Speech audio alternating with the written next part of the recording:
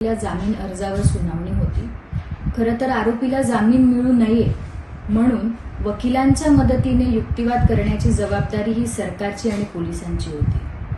पण सरकारच्या वकिलांना पुण्याच्या कोर्टामध्ये येण्यासाठी वेळ नसल्यामुळे विक्टिमच्या वकिलांना पुढे करून तारीख घेण्याचा आग्रह आज करण्यात आला।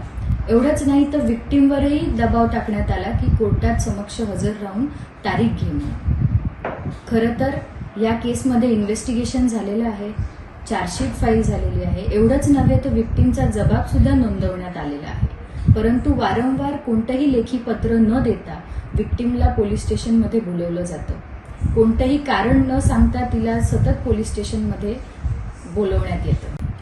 आता लेखी पत्र न देता विक्टिमला पोलीस स्टेशनला बोलवणे चालणार नाही याची नोंद पोलिसांनी घेतली पाहिजे, अन्यथा आम्हाला कायदेशीर तक्रार त्यांच्या विरोधात करावी लागेल।